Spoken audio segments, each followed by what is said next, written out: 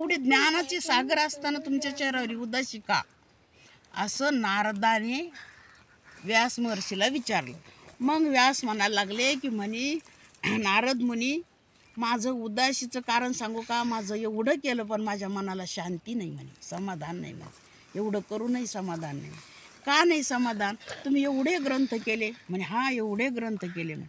काय सांगितलं? तर म्हणे देवाबद्दलच सांगितलं म्हणे. देवाबद्दल सांगितलं म्हणे, पण देवाचं नाही सांगितलं.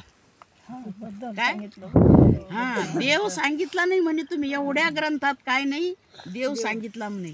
आता देव सांगण्यासाठी तुम्ही एक ग्रंथ लिहा, आणि तो ग्रंथ लिहिला श्रीमद भागवत. इथं फक्त कृष्णाबद्दलच बोला म्हणे तुम्ही, बाकी काहीच बोलू नका.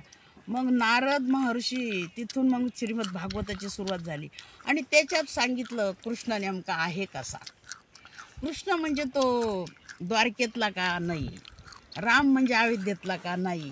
मग राम समजून घ्या, कृष्ण समजून घ्या. आपण अवतारापुरतं मर्यादित पाहतो कृष्णाला आणि रामाला. मग राम आपल्याला कळावा. राम काय आहे? तर ज्ञानेश्वर महाराज होता, त्याच्या पुढे गेले, भागवताच्या पुढे गेले बरं का ज्ञानेश्वर महाराज. भागवतात जे नाही कळालं ते कळण्यासाठी ज्ञानेश्वर महाराजांना गीतेवर विश्लेषण केलं. मग ते म्हणता, मज हृदयी सद्गुरु जेने तारीला हा संसार पुरू, म्हणून विशेषात या धरू विवेकावरी. ज्यावेळेस विवेक जागा होतो म्हणे त्यावेळेस कळतात. मग काय कळालं विवेक जागा झाल्यावर? हृदयामध्ये असता रामू, सर्व सुखाचा रामू, भ्रांता अशी कामू विषयावरी. म्हणे आपल्या प्रत्येकाच्या हृदयात राम आहे म्हणे. मग राम अविद्यात आहे का हृदयात आहे? हे ज्ञानेश्वर महाराजाचा निरोप आहे. बाकीच्या आधीच्या लोकांना काय सांगितलं ते माहीत नाही, पण ज्ञानेश्वर महाराज म्हणतात की प्रत्येकाच्या हृदयात काय आहे? राम आहे. त्यांनी लिहून ठेवलं तिथं त्या ओवीमध्ये, हृदयामध्ये असता रामू, सर्व सुखाचा आराम. सर्व सुख तुम्हाला इथं प्राप्त होईल, सर्व सुखाचा आराम. पण तुम्ही भ्रांत झाले ना, आणि भ्रांत झाल्या कारणानं तुमचं ध्यान कुठे आहे? विषयावर आहे. विषयसुखात तुम्ही सुख पाहू लागले, आणि विषयसुख तर दुःखाचं कारण मूळ सांगितलेलं आहे. आणि त्या दुःखाच्या मुळात तुम्ही सुख शोधता कधी मिळन?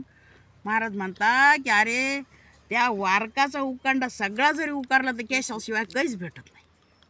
वारकाच्या उकांड्यात काय भेटतं? केसच. तसं म्हणे इथं विषयामध्ये काय भेटणार आहे? तर केवळ दुःख आहे. आणि आपल्याला सुख कुठं वाटू राहिलं? विषयात वाटू लागलं ना सुख. आणि सगळे जीव भ्रांत झालेले. भ्रांत म्हणजे कोणी सुधीवर नाही, सुधीवरच नाही. आणि मग हे बेसुधी सगळे सगळे काय म्हणता? बेसावध आहे. म्हणून साधू संत आले त्याला उठवायला, उठा जागे व्हा. ते म्हणते आम्ही जागेचे, कसं जागे व्हायचे? तुम्हाला दिसत नाही काय बसलेले? म्हणजे तुम्ही बसलेले, खाता पिता पण झोपलेले. काय? कारण की तुम्ही ह्या विषयावर जागे पण स्वरूपावर झोपलेले. तुम्हाला स्वरूपाबद्दल विचारलं तर काय सांगता? तुम्ही स्वरूपाच्या बाबतीत झोपलेले आणि विषयावर जागे, म्हणजे संसारावर आपण जागे आहोत.